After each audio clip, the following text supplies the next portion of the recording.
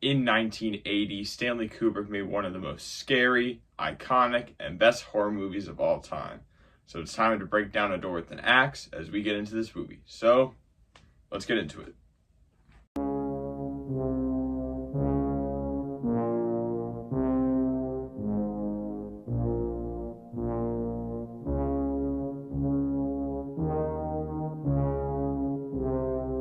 Hi, my name is Scott, and I talk movies. Today, with all the snow that's going on in my area, what other better movie to talk about than The Shining, released in 1980, and stars Jack Nicholson.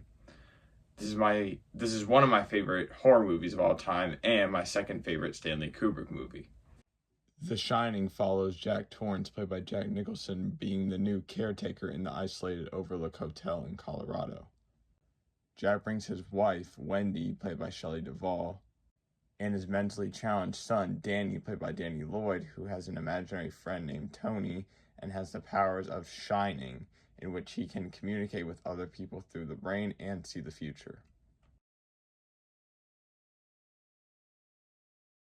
The Shining has themes of ambiguity, isolation, and alcoholism, and if you dive deeper into the movie, fans have realized that there are also themes of Nazism and the moon landing being fake. After making the very controversial A Clockwork Orange, Stanley Kubrick wanted to make a horror movie. So he searched through many books but couldn't find the right story. So instead, in 1975, he made the war movie Barry Lyndon, which I've never been a big fan of that movie, but it's a Kubrick movie, so I'll give it that. Eventually, the 1977 horror novel The Shining, written by Stephen King, caught Kubrick's eye.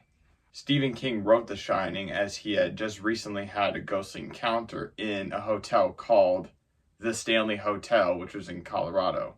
What are the odds? Stephen King has gone on to say many times that he hates The Shining movie and hates Stanley Kubrick.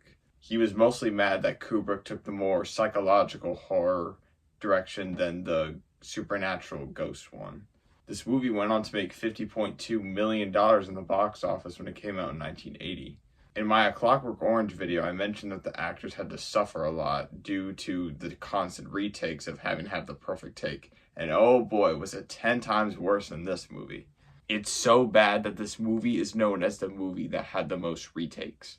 The scene where Dick Hallorann and Danny are talking took a whopping 148 takes. The scene where Wendy is walking up the stairs as Jack threatens her took 127 takes. And the famous scene where Jack breaks down the door took so many takes, it was on the third day they got the perfect take. This clip I'm about to show you is Stanley Kubrick's comment to actress Shelley Duvall after the 80th take of that scene.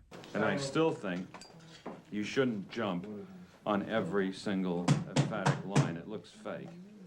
It really does. It looks like you... When I'm that nervous, it's a... Shelley, I'm telling you, it's too many times. Every time he speaks emphatically, you're jumping, and it looks funny. Stanley Kubrick was very cruel to Shelley Duvall as he thought his cruelness would make her have a perfect performance, and it worked, as throughout the movie she plays a nervous and terrified woman. Getting into the positives. Something that is so amazing about this movie is how ambiguous it is, and all the questions it leaves the audience after watching. Examples are, were there really ghosts in the hotel, or was it just Jack going crazy from cabin fever? And where does Shining come from in the movie? And what on earth was this scene? This is an amazing horror movie, no matter how you look at it, as either being a ghost movie or a psychological movie. Something else I love about this movie is the hidden messages behind them. Stanley Kubrick used themes of Nazism as he saw the Overlook Hotel as being like a concentration camp, as people who are in it are tortured to madness, just like what some people suffered during the Holocaust. It's a well-known fact that Stanley Kubrick didn't believe in the moon landings.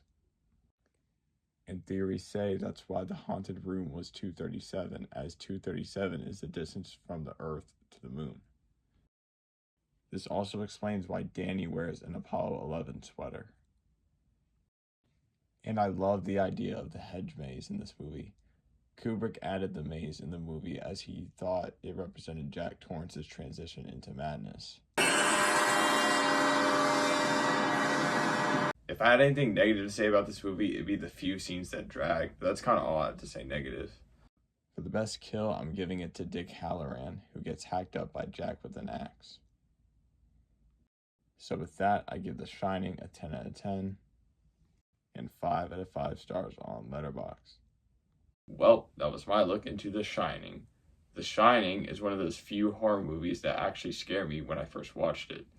The other two would probably be The Texas Chainsaw Massacre and The Blair Witch Project. The Shining is a really good movie with good scares, good performances, and good and ambiguous hidden meanings. And remember, all work and no play makes Scott a dull boy. Anyways, I'm Scott, and I talk movies.